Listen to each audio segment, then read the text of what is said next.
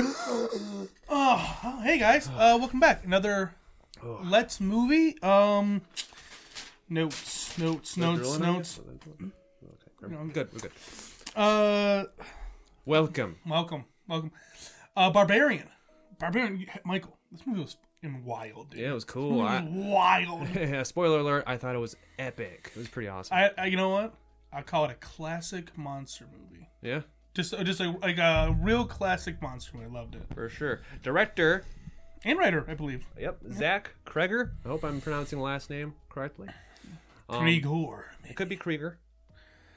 Or Kreger. Kreger. Kreger. There's no accent mark, so I think it's just Kreger. Just white. Kreger. And I knew about this movie from other people I watched on YouTube, and I saw a lot of commercials for it.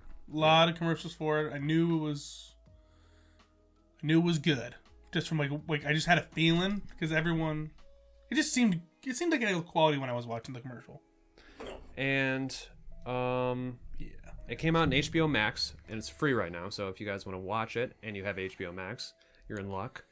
And it's still in theaters too, so it's very fresh. Right if you can go to the theater and watch it, I would have loved to see this in theaters, dude. I should have went. So again, if this is your first Let's Movie with us, what we do here is it's kind of a review, but more so we were just generally walking you through generalized play-by-play of the movie with our feelings on each topic along the way, so that kind of you get to know what we were feeling on each scene going through it. So. This is your beginning spoiler alert. Of course, on top of that, do us a favor, like, comment, subscribe. Most people don't do that when they watch us because we don't get a lot of watchers, but we do appreciate it when people do that. So, we start off scene rainy, dark. We're hearing all these moans, audio of just like we're zooming into this car. We're gonna meet our first character, Georgina Campbell. Which that's the actress. Yeah, she plays Marshall. Tess. Yeah. And she's on her phone. She's just looking through her phone, trying to figure out where she's at. She just stopped at her Airbnb. Yeah. Boo! They ruined the housing market. Boo! Yeah. Well, we need some houses, all right. But she's looking through to see if this is the right address, whether or not she's gonna go. So she gets out of her car, walks up to the house, and she tries to get into the whole doorway, kind of struggles at first, but when she does get in, there's no key to the little lockbox. So she goes back to the car, she's pissing and moaning and like, oh no. She's pissing all over her car. Pissing all over the car. Like, dang it! Everybody does that when they get angry. And she looks in there and a light turns on. She walks up and she sees a gentleman, the beautiful, the ever attractive, Bill Skarsgård. Who plays our boy Keith. Keith opens the door, a little awkward. They have a very awkward interaction. Yeah, it's like, she says, "Who are you?" He's like, "Well, who the fuck are you?" Who are you? What's going on here? A little bit of an interrogation. Yeah, they find out that they're in a bit of a conundrum. You see that they both booked this Airbnb on different sites. Yeah, keep your eyes on the road. And... they found out that they're apparently both here for however long, and this is an issue. Especially when you're dealing with a character like Bill Skarsgård. He is pretty, but also he gives off major creeper vibes, in a sense. It's hard not to. Really talented at being creepy, so it's hard for him, it's hard not to believe it. I mean, his track record, of other roles he's played. Yes, he infamously playing the clown in the It movie. We're feeling Tess, Tess's tension. She's in this place alone with this man, and it's kind of like you can't help but feel like you're a little bit vulnerable in that situation, and you just develop these assumptions of said Keith's character as a person. But he invites her in. She's kind of like at the door, flipping through, and she's like. And he's just very welcoming to her. It's like, hey, just... he was being very cool about the whole process. Yeah, and which, again, as a viewer, you can't help but look at, even when you're a nice guy and you're just being super accommodating, it's like, what are you doing? When it's a horror movie, like, if this was like a romantic comedy, you'd be like, oh, he's so sweet. In a horror movie, like, this mother is trying to kill this lady right now. Yeah. There's no way. So all right, the bit's getting on the hard side. so it's okay. You can get rid of that bit. We might have to bring it up later. Yeah, no, he's super hospitable. He offers to make her tea, and she was like, no, I'm gonna go to the bathroom. They even they actually kind of like a really smart thing. She asked to like confirm his reservation, so they both like can confirm on their phones, hey, this is just an accident. It's a premise that, you know, when they sold me the movie, you're thinking, oh man, maybe the guy like kind of formulated this whole plot to like kill people, but it really was just an accident. The decision though at the end was, Keith was an offer for her to stay. You know, he was like, I'll sleep on the couch, you sleep in the bed. So she couldn't find a room anywhere else because apparently there was a convention going on, like a some doctor's medical convention. thing. Yeah, a medical thing. And she was Which, like, okay. in my notes, I wrote down medical thing ? Quotation marks. You effing liar, Keith. So like I didn't believe him either. No, you can't trust men, dude. So she's like, okay. So they stayed up to clean the sheets because Keith had already kind of laid in the bed. Are you a stickler about sheets? Would you be like, oh, somebody else has been sleeping in the bed? I think in this situation, I might be a little weird about it. Yeah. Or at least I would be kind of like weirded out about it. I don't know if I'd be weird enough to stay up and wash the sheets, but I definitely would like probably sleep on top of the comforter. Yeah, I mean, Tess is, to her,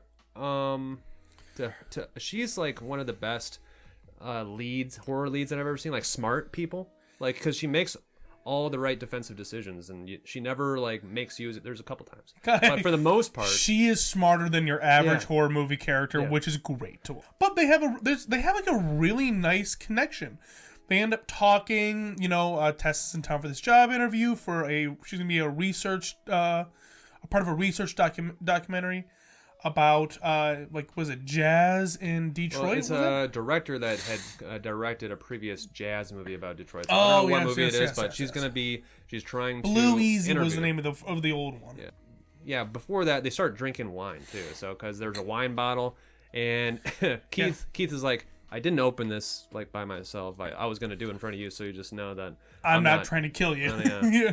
It's like, okay, which is great. Yeah. She's going to an interview to see if she can become a researcher for the said upcoming film for this director. Yeah, this director, and it just so happens that Keith knows who the director, the Blue Easy film. He's seen it. Yeah, he's part of the jazz scene himself, and they kind of had this connection. And there's a whole nice, really kind of cool part where, you know, you feel a real credit to the actors. You feel really good connection between these two characters. I thought the chemistry builds up pretty well, very nicely, and especially considering where you started at the beginning of the relationship to where we are now. You're like, oh wow, this is great. And so they just have a good night. Yeah, they have a great night. In the middle of the night, Tess wakes up to the door being opened. Whispers. She wakes up, she looks out, but she can clearly see Keith sleeping on the couch still. Having some sort of a nightmare. She walks up to kind of check in on him, wakes him up out of a nightmare. He clearly was having a night terror, which, if you know anyone that's had night terrors, do not wake someone up while they're in the middle of a night terror. It's going to be a scene, typically. So yeah, she scares the living out of him, and he's like, Tess, what the fuck are you doing? He was like, you scared the shit out of me, and Tess is like, did you come in my room? And he's like, no, what are you talking about? As she is leaving though, as she's leaving her room to investigate what Keith is going, you see a back door in the background, being from open and closing. And they had another really cool edit right here, where after they interact, she goes back to her room, locks the door. Good thinking, Tess. Lays in bed, and there's like this weird shot of her, kind of like really far away. It's kind of a zoomed out shot of her laying on the bed, and you think there's gonna be something that happens, a scare, and then it flips to morning, and it's like a real hard cut from nighttime, her facing one way, and then daytime, her facing the other, with this very like drawing music in the background. I thought it was like really kind of cool. Yeah, I liked how this film doesn't waste that much time correcting you. It like correcting your state of mind, because you're always thinking like, but then it like answers your questions or gets rid of your suspicions, but while raising more suspicions along the way. So yeah, for every cookie crumb you clean up, it drops another one for you. yeah, because you think that, okay, this night's not over, but it just completely like, oh, it's daytime. Yeah, things are safe. Yeah. Like, I feel safe. yeah. Like, also, we're good. And this is kind of a funny scene where like Tess wakes up in the morning, gets ready for her interview. Reads a note from Keith that says he was going to be out. P.S. I had a great night. He'd be back later. Tess, a nice little warm smile over her face. I ship them for sure. And she leaves. And at this moment, Tess really understands how bad of a neighborhood she's in. Yeah. This is the only house in a entire block worth of run down like shacks that were once houses. Which unfortunately is something that you can find in certain parts of Detroit. But she goes to her interview. It goes very well. Yes. Yep. And she's going out. She's like, "Oh, well, where are you staying?" And she tells the neighborhood to the interviewer. Yeah, Brightmoor neighborhood. Brightmoor, and instantly the girl is like, "Are you kidding? Are you okay? Are you serious?" And she's like, "Yeah, no, it's a little run." She's like, "You cannot go back to that neighborhood," and like the interview, to her credit, was very kind of like taken back and worried, and Tess kind of played it off, and I'm tough. I got a roommate right now. Which she raised her eyebrow to. She was like, "Roommate at an Airbnb?" Weird.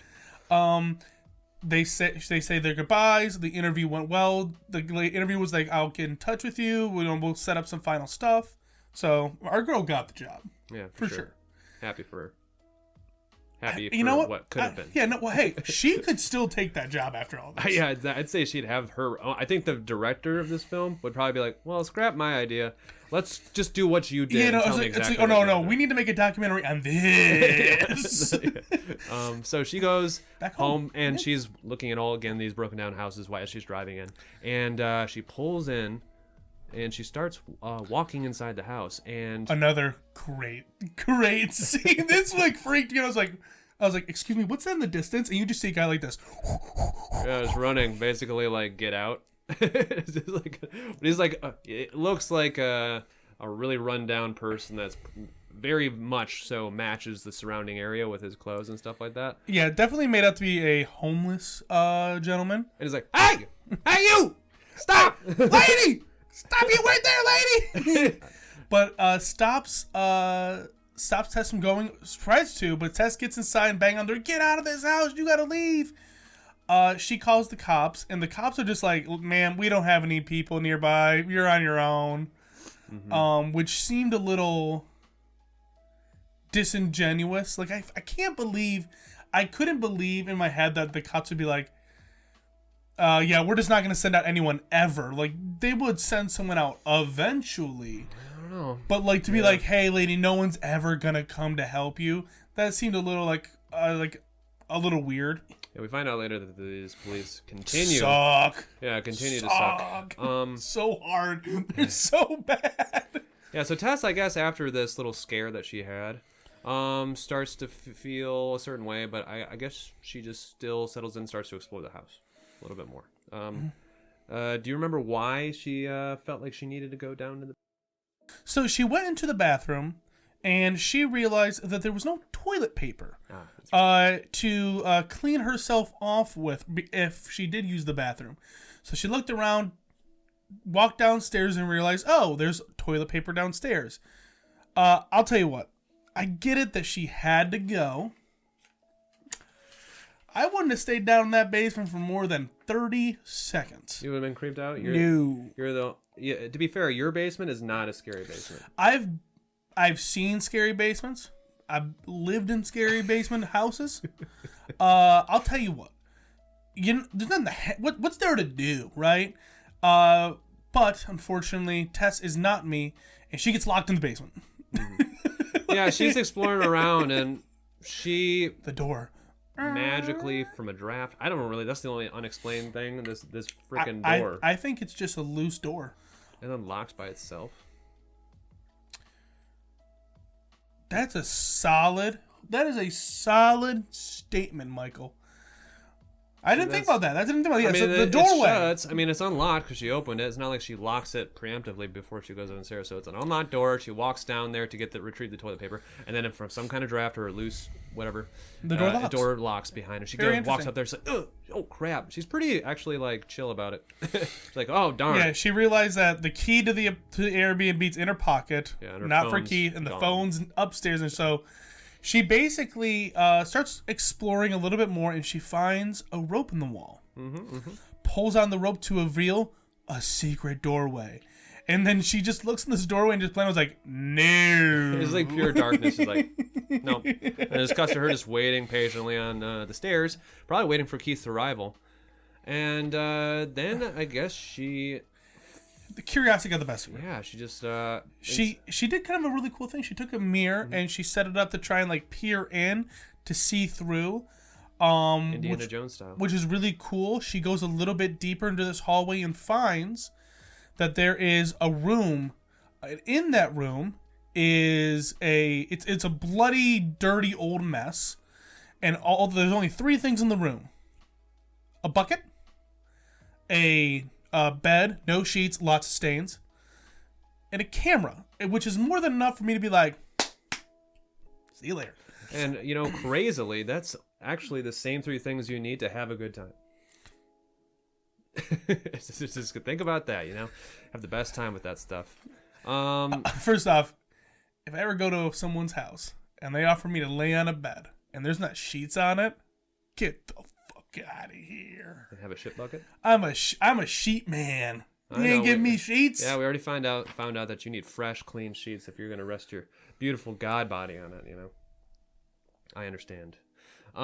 So she's instantly like scared. Yes. Keep your eyes open. She's instantly scared and she's like, I gotta get out. Starts yelling, tapping. And we find, and instantly, me as the audience, I'm just like, okay, Keith, you're effed up, man. Keith, you're back on Keith again for some reason. Yeah. Keith does not deserve this. I don't, yeah. Honestly, Keith does not deserve the hate that at this point people are so like, oh, he for sure is a murderer.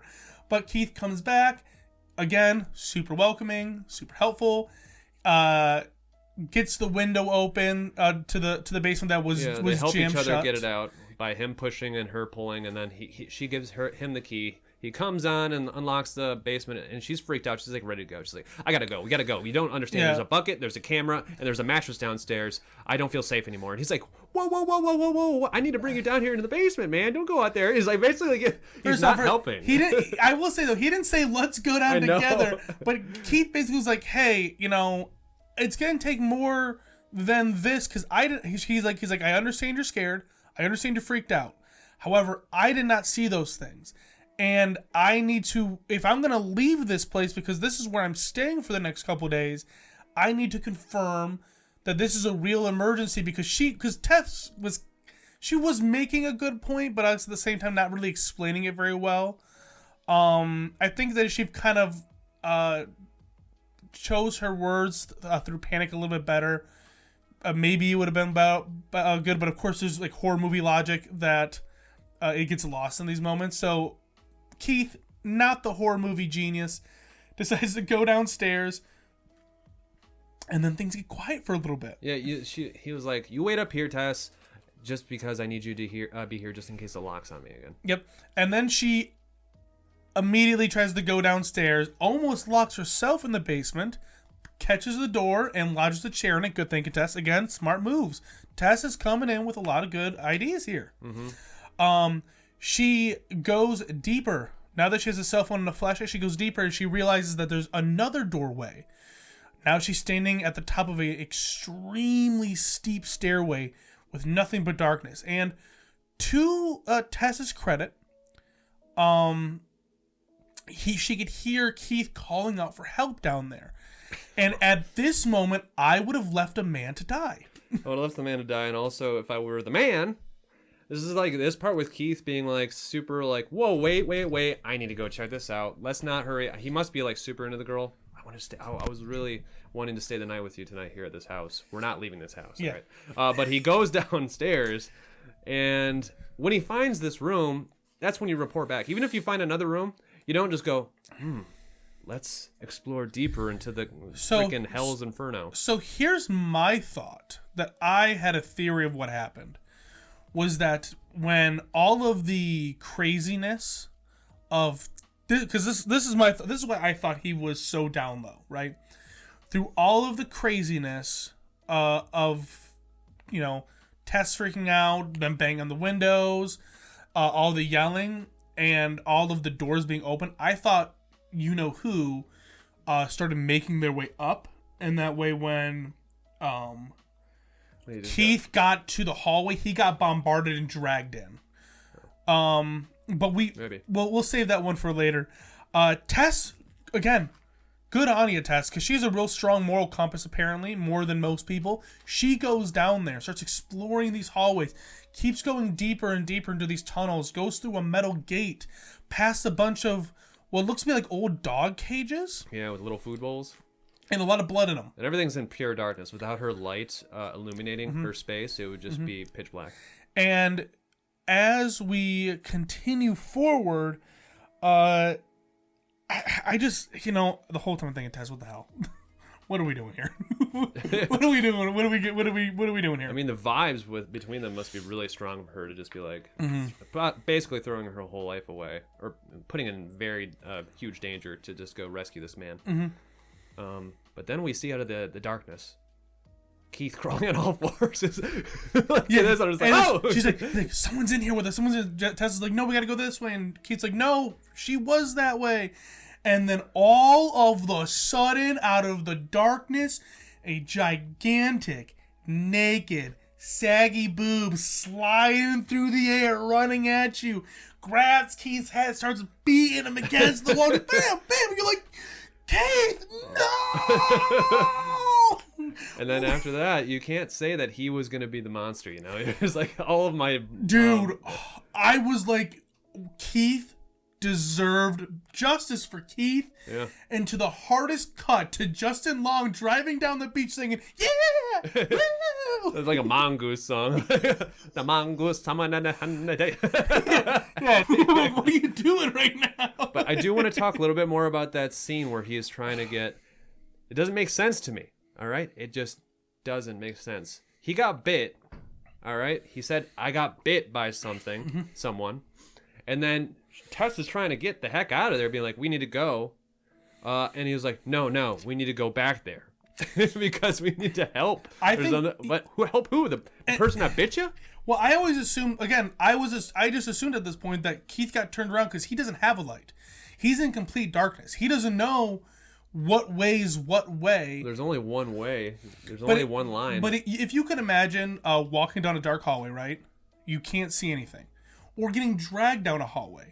And then you get into a scuffle. You try and go away. You start running in one direction. You don't know if you're running in the direction deeper or I think shallow. at least you'll know the direction of the place that you got bit and that you're running away from that thing. Exactly. I think it was still done to really, at the final moments before they just got rid of this character, to make the audience think this guy's trying to keep her down here. Mm-hmm. Like he's trying to bring her in here with a false pretense that he's like the victim for a second, just to lead her in more into this darkness. To the very last moment. Yeah, so that was the decision, but it still was kind of weird. Anyways, Justin Long's in it. Justin Long. And I'm gonna think we should just kind of skim over a lot of Justin Long stuff, because a lot of it is kind of funny, but kind of like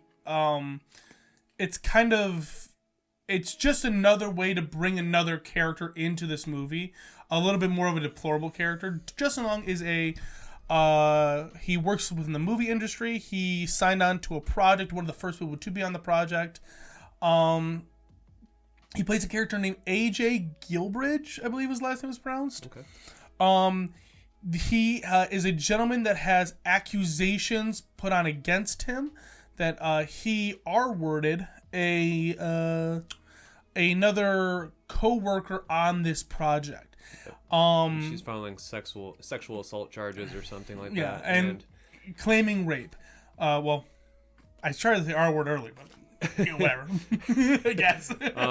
So then he's on the call with two of the people that work with the film and like are mediators basically, and they're basically saying that if we do choose to run with the pilot and have it a TV show, you're not gonna be part of this. Yeah, like And he's like, "What, I'm fired?" Yeah. Like, yeah. And you get basically 5 minutes of this dude's life crashing down around him, which, spoiler alert, good. So it's never confirmed. Financial advisor dropping him, businesses dropping him, articles are coming out. He is the owner of the Airbnb that they stayed at, and he is going to Detroit, Michigan to stay at this place to liquidate assets so that way he could afford to live and pay for the lawyers for defamation suits and, fighting the charges that were coming across him. So he comes into this Airbnb and he's like, oh, clearly someone's here. He originally thinks it's squatters. Yeah. He talks to his mom for a little bit. Again, adamantly says, hey, this is not true. He gets another phone call. He's like, Mom, it's business. He gets up and he's like, he says hello to a friend on the phone in a way that I can't really say out loud. It's a way that I used to talk to my friends back in the day before I was back in 2005 before we realized that shit matters. Yeah. And he's just chilling with his best friend because he needs to let loose. Yeah. Everything's going bad for him, and they're drunk and they're talking to each other in a loud man to space. man. I've you know what's so funny? I feel like maybe it's just me, but like I feel like every guy has had a conversation with another guy where they're like, come on, man, just tell me man to man. 2 guys here. You're my boy. I really want to know what happened. I've seen everything. I want to hear it from you. Yeah. And the story comes out, how he explains it. And at that moment, it is evident that he, for sure, R-worded the woman, and that he is kind of like warping the scenario to basically just downplay what actually happened, saying that he just, she resisted, but after a little bit of more fooling around, she said yes. I'm consistent. I'm like a dog. When I see something that I want, I go for it. And you're like, oh my God, this guy's a predator. Yeah, all right, well. I was rooting for you, buddy. So he's liquidating all his stuff. We'll get back to the review, or the actual movie. And he finds out that there's a basement, and he finds the same situation going on with that rope in the room. And because he's trying to liquidate his assets, he's like super pumped up because he's thinking, oh my God, I got square footage, dog. And so he gets down there with a flashlight and measuring tape and starts measuring out all the rooms and the hallways. He keeps going deeper and deeper and deeper until he sees a purple glow coming from a hallway deep, deep down. We've never been this far as a viewer, so we're like... And all we see a room that is what I can only imagine smells like shit. Yeah, there's like dirty newspapers all over the place. And it's covered with a bunch of bunk beds and sheets and like mattresses on the ground. And all that's in there is one singular movie of a how to breastfeed a movie about breastfeeding from the 80s, a VHS. And then a very effective scene with the tape measure going taut and being ripped out of, like, kind of like starts pulling away from him further and then getting ripped out of his hands. And this time there's like a little, it's like almost like the bobby on the top, or the lure thing on top of the water going ping, ping, ping. You get something's on the other side, other end. Justin Long's freaked out. As he should be. Or AJ, I should say. And yeah, I love the fact that 3 grown adults went into this basement. Me being an adult, I would not go in there. Even if I wanted to liquefy my assets, I'd be like, damn, I need some more light in this bitch. Or somebody else to come down here with me, because I should have a realtor come down with me to assess, or an inspector, and assess these areas. I'm not going to do it. Yeah. And he had a knife on him, right? At this point. He grabbed a little steak knife. Mm-hmm. Honestly, the steak knife is inconsequential to the story. It doesn't really do anything. Because you find out when he picks it up to try to defend himself, he almost drops it. He's so clumsy. Yeah, he's very nervous. He tries to run away. He falls into a gated pit, lands hard, cuts his arm, and Tess comes out of the shadows telling AJ to shut the heck up and to stop freaking out. Because as long as you're not freaking out, she, the mother, as we're going to dub her on this one, the mother will not harm you if you're not freaking out. So there's a calm. We actually find that out. It actually snaps right after he falls into the cage, and it's revealed that Tess is still alive, and she's like, "Shut up, the fuck up!" It snaps, and this is our second reset in the film to a character that we have no clue. We go time jump in the past. This one's a lot quicker though. It's basically you see a gentleman going to the store and picking up plastic sheets, diapers, something that he claims is for a home birth, but we know is a little bit more nefarious. This gentleman lives in the house where the Airbnb was years and years and years ago. Yeah, he's like the OG owner. He picks up all this stuff. He tails a woman home that he sees at the store, pretends to be working for the county, goes into her house, unlocks one of the windows and leaves, says everything is fine. Very, very smart. Like he's done this many times. There's a lot of he exudes confidence in what he's doing. He goes home. There's a quick conversation about how the neighborhood's going to crap and then they're going to be leaving. Like his neighbor's going to be leaving, and he's like, "Well, are you staying or what?" He's like, "No, I'm not going nowhere. I got no plans to go anywhere." He goes into his house, opens up the door, and all you hear is the wailing of pain in the basement. And then as he shuts the door, we pop back into reality. And so they just give me a little Easter egg of what's behind the scenes here, which was super cool. Yeah, the one of the main points of this film or aspects of the film that I really appreciate is they don't treat the viewer like they're dumb. Mm-hmm. They really put a lot of intellectual burden on you to figure out things without actually spelling it out. Yep. So they're really just taking you along for a ride that force you to really think about, okay, and you're piecing everything together yourself. It's not being told to you by any other character. It's just everything's physical. Yeah, really cool. So after we come back to our main characters, AJ's still freaking out. He's not stopping. The mother tries to give him a hairy bottle. Tell me that long nasty arm just going through one of the holes, and it's like he's like, I was like, drink out of the bottle, but the bottle looked like the bottle tip looked like it was made out of skin. Yeah, you can definitely tell. I mean, since it's been used for years, man, not clean. It looked veiny. It looked like it had hair growing off of it, for God's sakes. It looked like it was someone's legitimate nipple. I don't know if it was or not. It just looked like that in the darkness of the scene. Like Jeffrey Dahmer. Created. So because AJ won't stop freaking out. The mother opens up the cage, grips him, pulls him out of the cage, walks away, but leaves the cage open so that Tess can get away with the flashlight. Tess makes her way out. Basically, we see that the mother, in an attempt to calm AJ, because the mother is trying to be motherly, but she's so twisted that she doesn't understand that AJ's not a baby. And Tess isn't a baby. She sees them as babies. And she's trying to breastfeed AJ. They do look like babies compared to this. Compared to her, yes. I will say, though, I mean, if you have to take a nipple for the team, I mean, you got read the room, AJ. If someone was like, this is the situation I need to be in, I'd be like, okay. Goo. You're just suckling. I'm just like running on it. You're like, just give me the thumbs up. It's like, you're good to go. I'll suck this titty for you. Get the cop. I mean, if that's what I gotta do, I gotta do it. Tess gets out. And God, she sees that same character that we saw before she got locked up, and the scary guy, the hobo, homeless man. Remember, she basically breaks out of the freaking glass window in the basement. The basement's locked. And is trying to crawl out because the mother's coming. Yeah. And as she's coming, the homeless gentleman that we met earlier grabs her, pulls her away just in time, to not get caught by the mother. And you kind of see her that she's not going light. And that's when the guy explains to you that says, "Hey, when night falls, she will be coming. She comes out at night.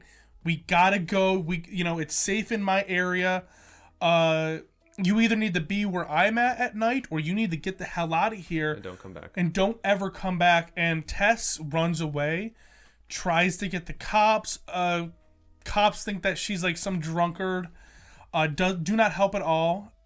And Tess, I mean, they agreed to go back with her to the house for a moment, even though they're getting calls all the time. But even while they were there, they're like, "All right, lady, all I see is you breaking this window. That's the only thing that I see.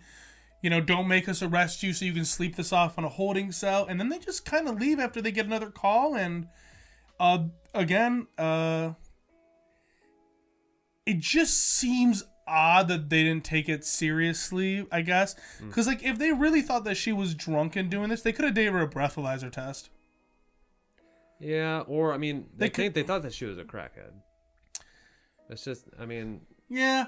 I don't know how you can test that on the spot. I don't think you can. But then Tess finds herself back at the house and makes a poor move. Going back in. Because again, Tess is she's altruistic. She's the moral compass of this effing movie, man. She breaks a window. She gets in. To a fault. She like. It's like, I'm gonna save this guy. The cops won't do it. I'm going back down there. Yeah. Into the darkness. Who knows how long she was down there before Justin Long got there? Like spending days. Yeah. In there. I'd be so afraid. She said a couple days, I think. Or at least she thinks it's been a couple days. Like in the. Wait, no. When. AJ was talking to the bed and breakfast people about like, well, you know, why is this stuff there? He's like, well, the last tenants were there like over a week ago, so she's been in there for at least a week. We know. Yeah. So screw that. Just sucking nipple, sucking hairy nipple in the dark, dude. And how would you even know anything? She was getting completely in the dark, so she'd hear noises of this creature putting her arm through the thing, waving milk. Yeah. And just like trying to find it with your mouth. So she's going back down. She's going to rescue. And during this time frame, AJ had gotten away from the mother when the mother tried to get Tess. So AJ is like exploring the base and trying to get out of there, and he comes across an old man, basically dying, like coughing, like looking real sick in a bed. And it is the gentleman that we saw from the 90s. And he has a tape, like rows and rows of tapes of women. The women's names. Some of them are just descriptions of women, like redhead, the redhead at gas station. No Teeth is one of them, which was... Really Old was one of them, I think, like too. Yeah, like... and so Justin puts in a tape, or AJ puts in a tape, and realizes that he was abusing, physically and sexually abusing these women. And, you know, there's a moment where AJ's like, what's wrong with you? You monster, you sick monster. And again, it's another scene where like you know that AJ did something terrible. You know he's a bad person, but they try and frame him in a very compassionate way, opposite of what they did with Keith. I don't even think they have to frame it. I mean, it's all there. It's like, at least it's not whatever this guy's doing, the old man. You find out what he's doing later, and it's like screwed up. Yeah, but and so then the guy tries to pull out a gun, and instead of shooting AJ, he shoots himself in the head, causing the mother to come back to him. But at this point in the movie, the mother was trying to basically get at Tess, and Tess was in her car, and this is the point where Tess basically pile drives her into the wall and pins her to the wall and thinking she killed her. She's like, yes. Yeah, it's nighttime, so she's coming out. Yes. So she comes out, and Tess knew this, so she waited. And pins her into the house. I knew this next thing was going to happen. As soon as that happened, she was going back downstairs because Justin Long's got a gun. She goes in, pops him out. I thought he killed her, and I was like, I hate this movie. If Tess would have died, I would have been like, this. It would have given me, not hate, but it would have given me that same like feeling of ending that The Mist did. The Mist? Yeah, I like that. I like those kind of endings where they make you feel sick. I'm just like, oh my god. I just think about it as just like. I like those types of movies. I just thought that Tess desered justice for this movie. Yeah, usually Keith was gone. A good victim. We had two men that needed to get out of this. One's already gone. I have all my faith in Tess. You know what the best victims are? The ones that you don't want to see die. That's so, yeah, she gets shot because AJ's walking down and he has a gun. He's just like clumsy, dumb idiot AJ, just like, oh, and he has a light too. Yeah. Tess is there. And he just preemptively shoots, and she's bleeding out on the floor, lifts up. He's like, "Oh my god, I'm so sorry. He's just like really apologetic, just lifts her up. But also at this moment, you hear AJ make excuses for the fact that he shot Tess. Mm-hmm. You came out of nowhere, yada yada yada. You should have said something.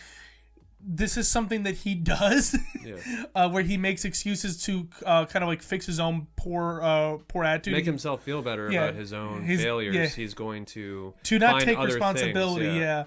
And he's like, I'm gonna save you. I'm gonna get you out of here. And picks Tess up, and you're like, oh my god. So he gets her up. They walk outside. Mother's gone. Yep. They're freaking out. Tess is like, we gotta go this way. Go to the water tower because that's where she it could be safe. They get to the water tower. Our homeless gentleman Andre, he basically says, "Hey, she's gonna be fine till the morning." AJ's having a fake moral dilemma about how he needs to stop start being a good person, start taking responsibilities for the things that he does. And in that moment, the mother legitimately busts through the wall. Andre says the funny line, she's like, I've been here for 16 years and she's never came over here. And the wall just caves and the mother's like, ah! It was the Samuel L. Jackson from Deep Blue Sea moment. Oh, yeah, where the shark... the shark just jumps out of the pool and eats him when he's talking. She rips off his arm and starts beating him to death with his own arm. Wild. And at this point, Nicole was like, what the... That's the thing that broke Nicole's back. But before that, she's got special strength, is what we like to call it. Yeah, special strength. Before she has hills have eyes strength. Yeah. But before that brutal beating, we find Andre divulges into the backstory of this woman. This woman that's the OG owner is like, yeah, you might own that house, but she actually owns it. She grew up in it. And she is like the daughter of a daughter of a daughter, because generational incest. This man had stolen women, put them down this basement, and had sex with them, and then had sex with their offspring over and over and over again. And after generations, it produced this. This was the result of that. In this dark, not lit kind of world. And Justin and Tess try and get out of there. They run up the water tower to try and escape safety because they couldn't get out of the fenced area because there was barbed wire shut and the mother was kind of blocking their previous path. They get to the top and AJ straight up was like, we're trapped. We can't get out of here. We're trapped. He fumbles the gun too. He has the gun. He's gonna shoot. Yeah, Tess like the gun, and he's like, okay. And it falls right to the stairs as the mother's just like darting up the. I was so frustrated, dude. So frustrated. I love Justin Long's character, to be honest. He does. I know. I fucking hate him. He's despicable. Because at this moment, Justin AJ looks at Tess like, "You're not gonna be able to escape, but I can." And then he's like, "Hey, mother, get your baby," and throws Tess off of the water tower, and the mother follows. Yeah. And AJ... It's very Spider-Man-esque, where she's able to fall faster. That was actually a weird thing, because like when you look at the bodies, the mother's under Tess, which makes zero sense. The fall damage, you find out, because they're both lying on the road. Yeah. He looks over, he's like, oh shit. They get down. Tess is absolutely up, and you think both of them are dead, and then Tess is and then AJ goes back to being like, you slipped. I didn't even mean to do it. I didn't do it. You were slipping and I couldn't stop you. It's like, as I did, I was like, yeah. He was like, dude, his character was by the time we got to the end of this movie, I was like, I was very excited for this next scene where the mother is not dead, grabs AJ by the head, puts his fingers into his eyes and breaks him open like you would an apple and split his head open. And I was so satisfied seeing AJ die because he was a POS the entire movie. There was not a redeemable thing about AJ the entire time, so it was really great to see him go for me. Yep. And you know what? You'll say what you will about this mother figure, but that's what she was. She was a terrific mother. This part, you know what? You want to talk about a good movie? I was so sad the mother died because the mother was trying to take Tess home, her baby, and Tess like, I can't go back. Yeah. Shoots the mother, and the mother, it was just kind of sad. The mother just trying to take care of Tess, like over her, while Tess is like kind of reaching for the gun, and she's like, You know what it's kind of like? It's kind of like seeing just it really was just kind of like looking at like an animal whose only purpose at that moment was to take care of her child, but just didn't, her survival instincts and the way that she grew up was so warped and, you know, off of what like people are supposed to do, that she didn't know any better. It was like she really was like in her own way like an innocent when she died, because she doesn't know any better. Mm-hmm. You got to imagine that like the mother's mother and the mother's aunts and the mother's cousins that aren't around anymore, if they're she might not be the only one down there, we don't know. We can only imagine that was not a great living environment. Yeah. Because she wasn't mentally all there either. So. Yep. So Tess, you know, almost reluctantly, she was kind of like tearing up while she was doing it, and shot this mother in the face and killed her. And that's basically, she gets up and starts hobbling away, and that's where the movie cuts. Yeah, that's the end of our movie. It was a happy to see Tess live. It was a sad moment all the way, and you know, she's got work tomorrow. Okay. She's got work tomorrow. She's got work she has a lot of explaining to do to this, because she was supposed to meet up with her. There's like a phone call from this for sure. That. So yeah, great movie, dude.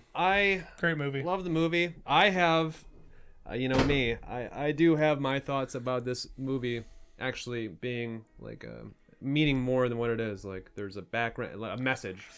I was supposed to say, did you think that there was a message at all? Or do you think it was just a story? I think that sometimes movies are okay to just be movies.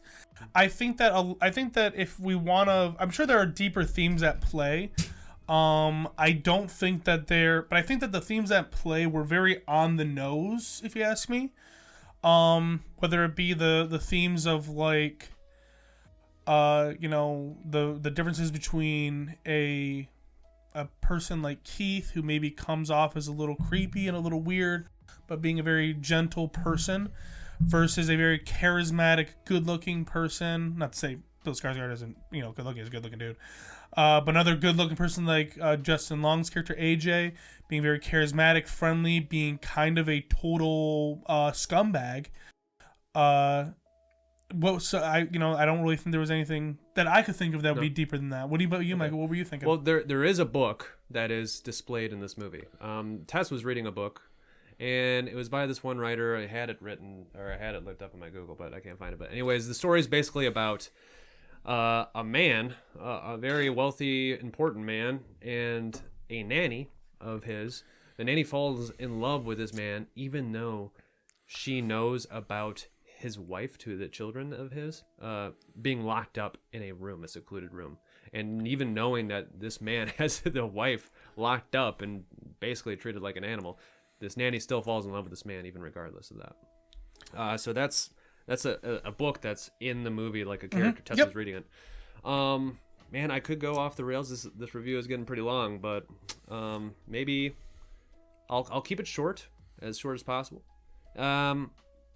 I think it's a feminist movie, about feminine rights, and it's displaying the 90s guy that has this generational kind of like thing where he's been incestually abusing. It's a generational abuse of this women that creates this barbaric thing, and it's a product of the abuse of a man. And we see Skarsgård's character being unfortunate, a victim of like our own observations. Even though a man can be as nice as possible, he's still going to be viewed according to the sins of men all the way. Sins of the past. Yeah, the sins of the past. No matter what, men are scary. Being around a child as a man, you got to think about, like, am I coming off as a creep right now? Yeah, and then you have Justin Long being the continuation of that product. Yeah, so they're both modern men in society. They're modern. One is a completely nice guy. You still view him. You can't help but view him as a bad person sometimes. And one's a bad modern person, like still practicing brutality that men have done. And Tess is the modern woman that's basically dealing with the barbaric and basically the nasty creation of what all this abuse has been. The mother. This is like basically a characterization of the abuse of women through all these generations. basically, in order to move forward at the end, she has to like get rid of all this stuff. Like she has to move on from this in order to basically move on as females today. I mean, I said it kind of. Yeah, I don't know. I feel like you had me in the beginning, and then your like last two sentences lost me because, I mean, really, she didn't get rid of anything. Things were killed from her, and then the only thing that she physically got rid of was the mother, and the mother, I guess maybe you could see as a representation of that abuse, from like past generations of like all the things that you're kind of talking about, like those feminist themes and stuff like that, or like themes of abuse and like toxic masculinity, shit like that. That maybe the mother is like a symbolism for the animosity and the stuff like, that women hold.